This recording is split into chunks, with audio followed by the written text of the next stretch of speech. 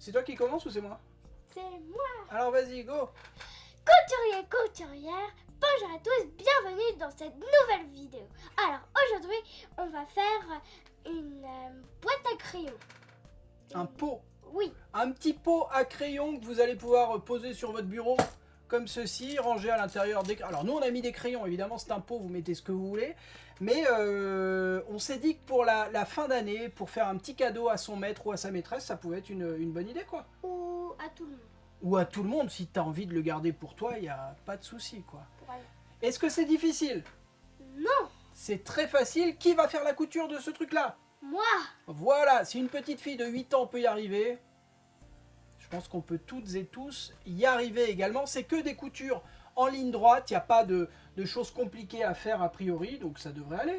Oui, On est parti? c'est parti. La première chose à faire, ça va être de découper les tissus. On va découper deux grands... Deux grands tissus qui sont roses. Qu'est-ce que c'est cette forme? Un rectangle. Deux grands rectangles qui font 20 cm de côté, enfin 20 cm pour l'un des côtés et 40 pour l'autre. L'un des rectangles, ça va être dans un tissu de préférence assez souple comme ça, assez léger. Ça c'est une cotonnade vraiment basique que vous allez pouvoir retrouver normalement dans n'importe quelle mercerie. Et un autre tissu, si possible, un peu plus épais, un peu plus résistant. Ça c'est une espèce de jacquard. Alors c'est très... Celui-ci, moi je l'aime bien parce que je le trouve très visuel, mais il est très, il perd beaucoup ses fils, quoi. Il s'effiloche énormément, c'est un peu pénible. Vous pouvez utiliser un autre type de tissu, enfin vous pouvez utiliser deux rectangles de tissu un peu légers, sauf qu'il va falloir en renforcer un, de préférence celui qui se retrouvera à l'extérieur, parce que sinon votre pot à crayon va s'affaisser comme un mauvais soufflé, n'est-ce pas? Et c'est un gâteau, il monte comme ça et puis un coup il fait... J'ai cru, Ouais, on veut pas que le pot à crayon fasse ça, tu vois. j'ai cru que ça faisait ça. Bah ouais, ça fait ça en s'affaissant. Quand ça tombe, ça fait... Donc deux types de tissus, 20 sur 40. Et ensuite, on les assemble. On va commencer par positionner l'un des tissus sur l'autre, endroit contre endroit, et on aligne bien les bords. Au boulot, Jojo. Endroit contre endroit. Ouais, ça c'est l'endroit, ça c'est l'endroit. Donc il faut que les deux soient endroit contre endroit.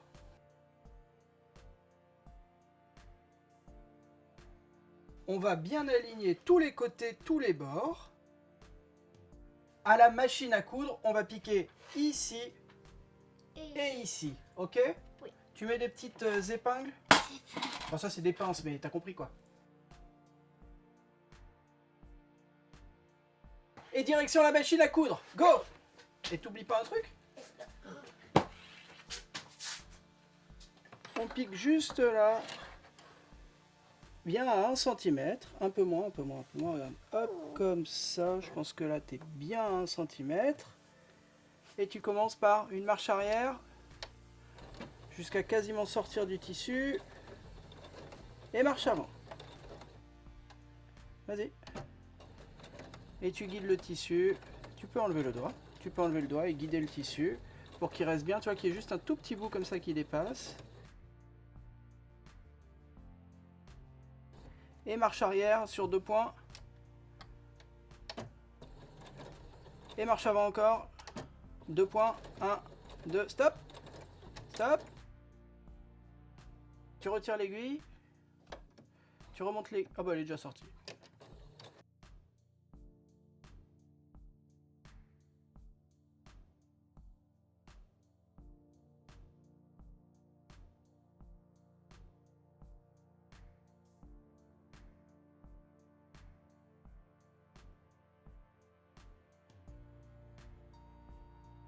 Maintenant que c'est cousu, donc ici les deux petits côtés, on va, déjà tu vas retirer les petites pinces. Là je t'aide.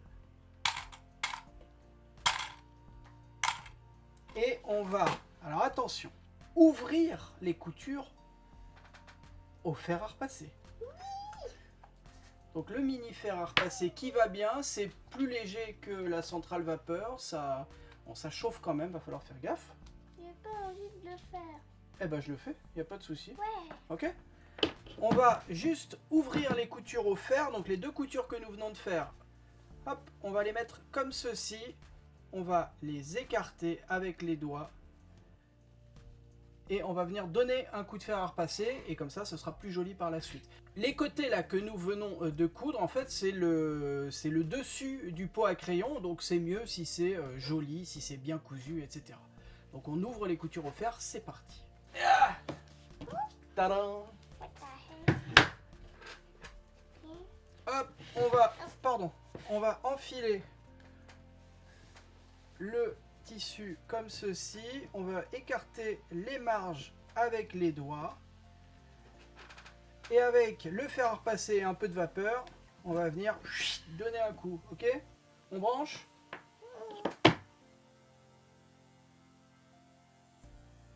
Ok, ça c'est fait. On vire la Jeannette, on n'en a plus besoin. Enfin, pour le moment en tout cas, on va la laisser là. Bon, maintenant qu'on a ouvert les coutures, qu'est-ce qu'on fait? On va prendre la couture ici, la couture là, et on va les mettre l'une sur l'autre. Comme ça on aura d'un côté la doublure, donc tout le tissu rose, et de l'autre le tissu bariolé. Go!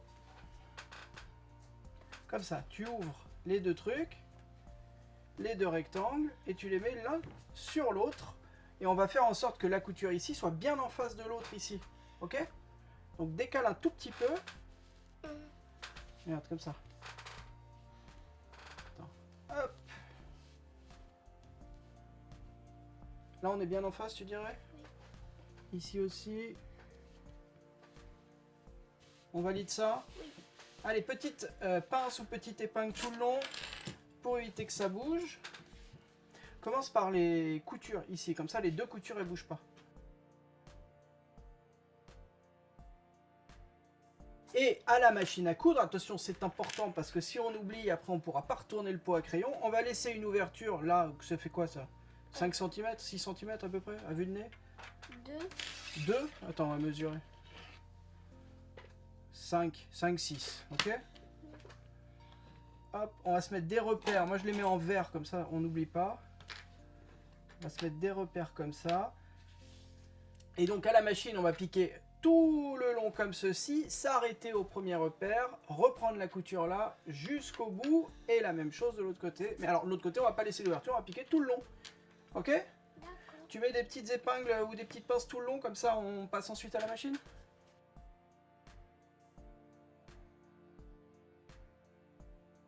Et donc à la machine à coudre, on va piquer tout le côté ici sans se poser de questions.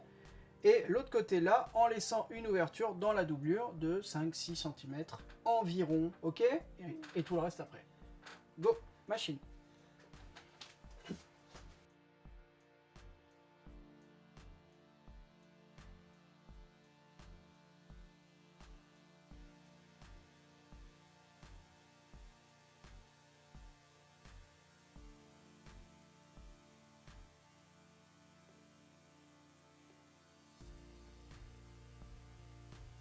Et on va s'arrêter en faisant un point d'arrêt, donc des marches arrière encore. Allez, avance encore un peu, avance encore un peu.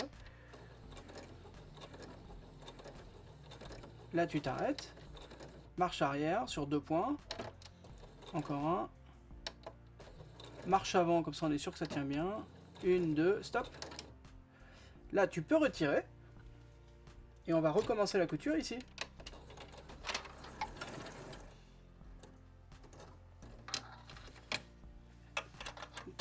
Tu veux repartir dans l'autre sens? Ok. Non, non, mais si tu veux. Et du coup, tu t'arrêteras ici.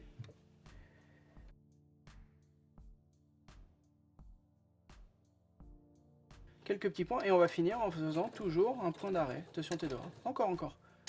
Encore 3. 1, 2, 3. Allez, marche arrière. Sur 2 points. 1, 2. Et 2 points marche avant. Et stop. C'est pas grave.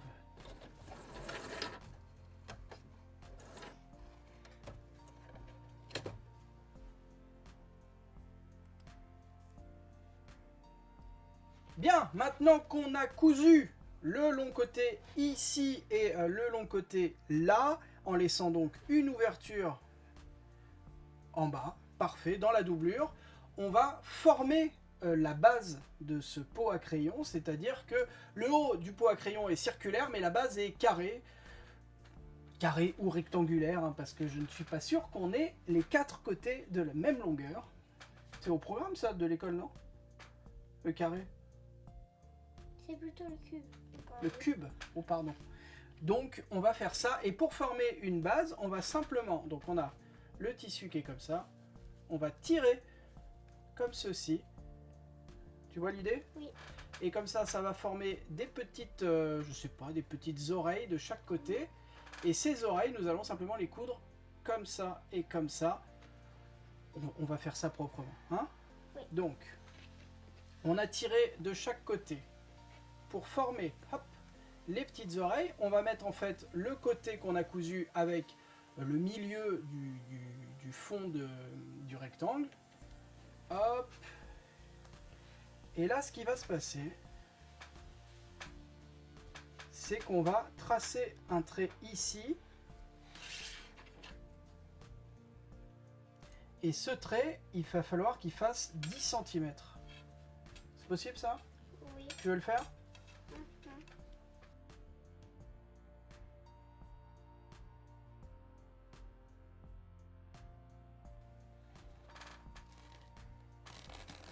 Et pour éviter que ça bouge, Chatoun, on met des petites épingles de chaque côté ici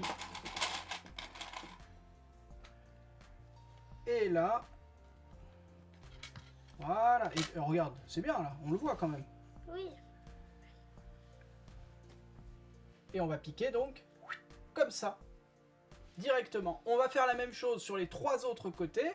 Donc juste ici, donc rebelote. On aligne, on fait coïncider, tu vois, le milieu ici, là, avec la couture qu'on vient de faire. Hop, on met bien à plat. On prend sa règle, on mesure 10 cm d'un côté à l'autre, dans ce sens-là. Dans ce sens-là. Là, ça va pas. On recule, on recule, on recule, on recule, on recule, on recule. Jusqu'ici. Ça marque pas, Château. On va le faire sur l'autre tissu. Enlève ton doigt. Et go. Ici. Parfait. Là, c'est fait pour l'extérieur du sac. Voilà, j'ai mes deux. Moi, je trouve que ça ressemble à des oreilles. Non? Moi. Tu vois, genre des ailes. Non? Bon. On va faire la même chose donc de l'autre côté. Rebelote. Tu veux le faire? Oui. Donc, regarde, on a le truc qui est à plat comme ça. Oui. Comment tu fais? Non, ici. Tu tires. De chaque côté. De chaque côté, là. Voilà. Mais pas trop fort. Faut pas déchirer non plus. Et donc, on va faire en sorte que ça se retrouve comme ceci. Là, on forme un triangle. Et là, 10 cm. Eh ben, dis donc, ça fatigue la couture.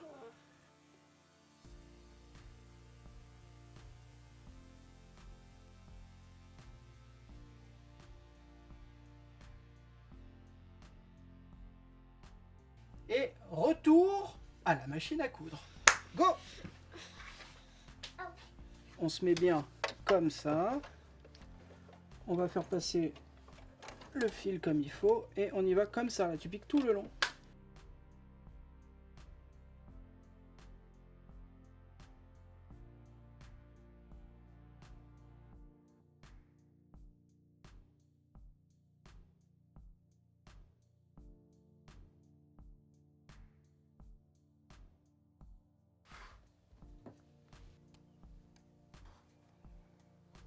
Yes.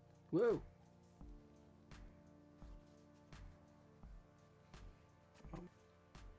Hop, on a fait ça. Donc on a bien nos petites oreilles de chaque côté qui ont été cousues et qui vont donc ensuite servir de base. Et ces extrémités là, ça là, tout ça, on n'en a plus besoin. Qu'est-ce qu'on fait quand on n'a pas besoin d'un truc? On coupe.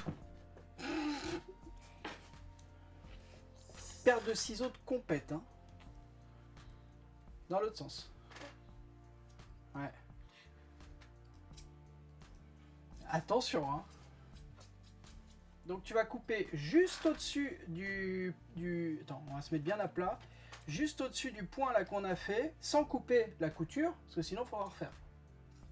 Donc tu coupes là à quelques millimètres du bord, ok? Là. Ouais, tiens avec ta main à l'autre côté.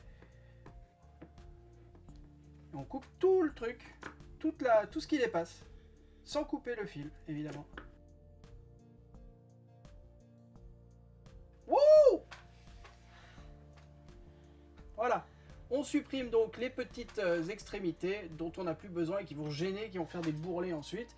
Et on fait ça sur les 4 côtés, évidemment. Allez, la suite.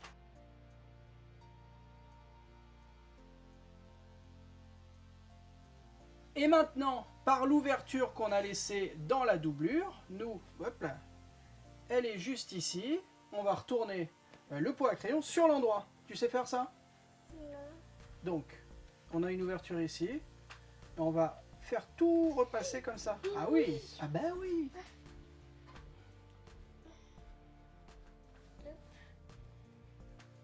Et toi, tu mets carrément la main dedans, quoi. Il faut tirer. Tu peux aussi pousser le tissu, comme ça évite d'avoir trop de... Fière au début. Ça va faire une montgolfière? Oui, Ok. ça arrive. Bah souffle dedans alors. Non. Donc là on pousse bien les extrémités. Tu peux pousser là les petits angles à chaque fois avec les doigts. Voilà. Il n'y a pas de trou, c'est bon. Les coutures sont propres. Voilà. Nickel. Attends, on va utiliser un petit accessoire. On va utiliser, moi j'utilise ce truc là.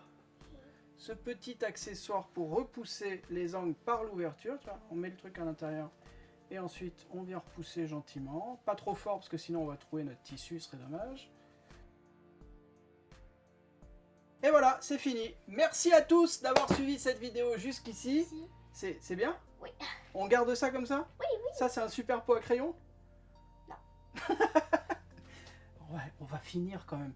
Ça, ce qu'il faut là maintenant, c'est reboucher l'ouverture qui est juste là. Oui. Donc soit on fait une couture à la main et on essaye qu'elle soit pas trop visible, soit on va juste rentrer. Nous, c'est ce qu'on va faire parce qu'on a la flemme. On va rentrer les marges de couture juste en tirant dessus comme ceci. Les marges rentrent toutes seules. Et à la machine à coudre, on va passer une surpiqûre tout le long, au plus près du bord. C'est à l'intérieur du pot par la suite, parce que là on est dans la doublure, donc ce sera vraiment caché par les crayons qui seront à l'intérieur, donc il n'y a pas de souci. Non? T'es d'accord? Oui. On passe à la machine? Oui. Qui est-ce qui coud cette partie? Moi. Ok, go.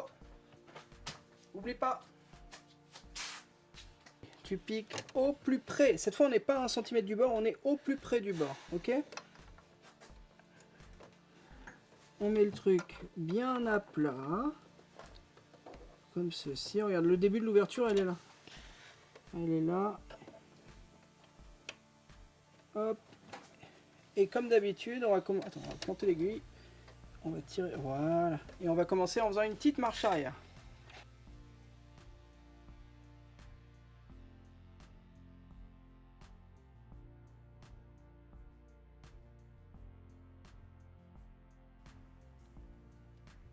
Bien, on a donc ceci avec l'ouverture rebouchée. Qu'est-ce qu'on fait maintenant? On fait rentrer la doublure à l'intérieur. Exactement.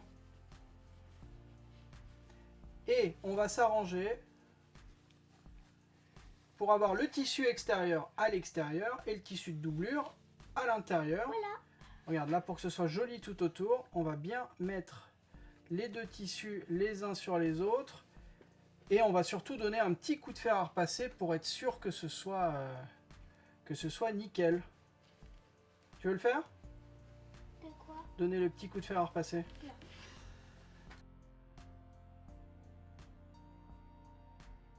On a donc ceci et maintenant à la machine à coudre, qu'est-ce qu'on va faire? On va... Pour éviter que la doublure ne ressorte et pour rigidifier un tout petit peu encore, solidifier tout le long, eh ben on va passer une couture tout le long ici. Ça va aller? Oui. Alors c'est parti, cadeau. Alors on va utiliser le bras libre. Donc ce truc là qu'on va retirer. Clac. On le pose à côté. Exactement. On se met sous le pied et tu rabaisses le pied. Et là donc tu vas piquer au plus près du bord. Toujours pareil. En arrière. En arrière un petit peu au début. et ensuite en avant.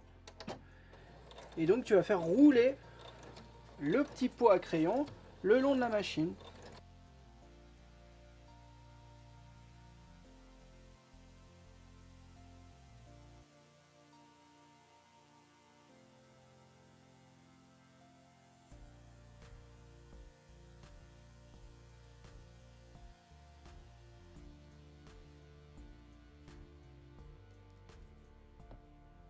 Voilà.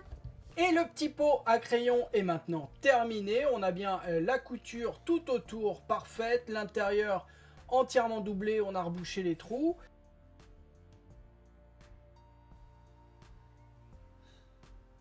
Merci à toutes et tous d'avoir suivi cette vidéo jusqu'ici, et vous le savez si vous suivez mes vidéos jusqu'au bout, maintenant depuis 3 mois maintenant, je propose des mots mystères, c'est-à-dire un mot qu'on se partage dans les commentaires de cette vidéo, un mot du vocabulaire de couture évidemment, hein, on va essayer de rester concentré là-dessus, et le mot mystère de cette vidéo c'est...